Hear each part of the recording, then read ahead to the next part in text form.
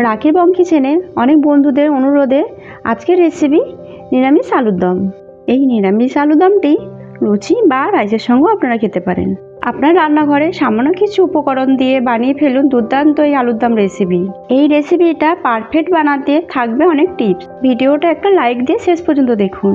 আপনাদের সাথে আমি রাখি বং কিচেনে আপনাদের স্বাগত জানাই। আমার নতুন বন্ধুদের চ্যানেলটা সাবস্ক্রাইব করার অনুরোধ রইল। প্রথমে কড়াইতে আমি জল দিয়ে দিলাম। আমি আলুটাকে সেদ্ধ করে নেব। দিয়ে দিব সামান্য পরিমাণে লবণ।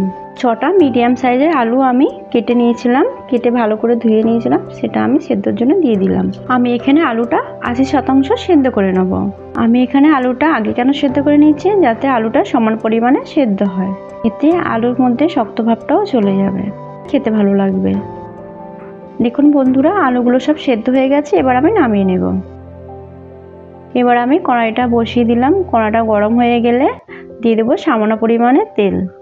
আমি এখানে সর্ষের তেল ব্যবহার করেছি, আপনারা চাইলে সাদা তেলও ব্যবহার করতে পারেন। সেদ্ধ করা আলুগুলো এবার আমি ভেজে নেব। একে একে তেলের মধ্যে আলুগুলো আমি দিয়ে দিলাম। এবার আমি দিয়ে দেবো সামান্য পরিমাণে হলুদ। এখানে বেশি হলুদ দেবো না, সামান্য পরিমাণে হলুদ দেব। এখানে আলুটাতে হলুদ ভাব আনার জন্য যতটুকু প্রয়োজন ততটুকু দেবো। হলুদটা দেওয়ার কারণে আলুর কালারটা ভালো হয়, তাই জন্য সামান্য পরিমাণে হলুদ দিয়ে আমি আলুটা ভেজে নিলাম। দেখুন আমার আলুটা ভাজা হয়ে গেছে। এবার আমি কড়াই থেকে তুলে নেব। চলুন বন্ধুরা, এবার আমি মশলাটা রেডি করে নেব। আলু ভাজার পর বেঁচে যাওয়া তেলটাই আমি এখানে ব্যবহার করব। এবার আমি দিয়ে দেব হাফ চামচ গোটা জিরে, 2টো শুকনো লঙ্কা আর 2টো তেজপাতা। সামান্য একটু ভেজে নিয়ে দিয়ে দেবো টমেটো কুচি। এখানে আমি একটা মিডিয়াম সাইজের টমেটোকে কেটে নিয়েছি।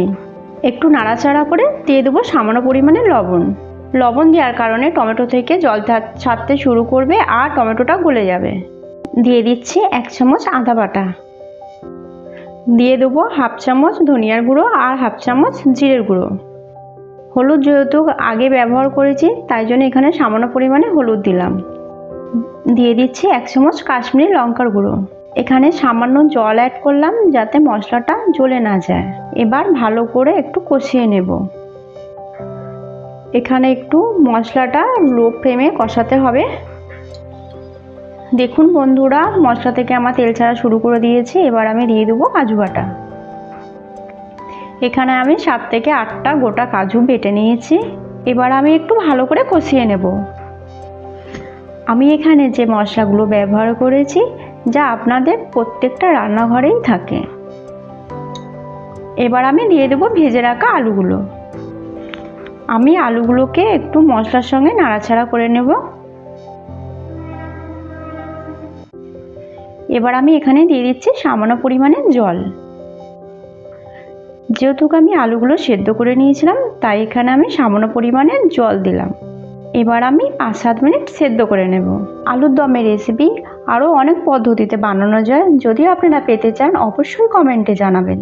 দেখুন বন্ধুরা, জলটা আমার অনেকটাই কমে গেছে আর আলুগুলো পুরোপুরি সেদ্ধ হয়ে গেছে। এবার আমি দিয়ে দিচ্ছি সামান্য পরিমাণে চিনি। আলুর দমটা প্রায় হয়ে গেছে। এবার আমি দিয়ে দিব হাফ চামচ গরম মশলা আর 1 চামচ ঘি দিয়ে নামিয়ে নেব। দেখুন বন্ধুরা, আমার আলুর দমটা পরিবেশনের জন্য রেডি। যদি আলুর দমের রেসিপিটা ভালো লেগে থাকে একটা লাইক করবেন আর বন্ধুদের কাছে শেয়ার করবেন। রাখির বং কিচেনের ফেসবুক পেজটা ফলো করতে পারেন। আবারও দেখা হবে পরবর্তী একটা রেসিপিতে। ভালো থাকবেন, সুস্থ থাকবেন। ধন্যবাদ।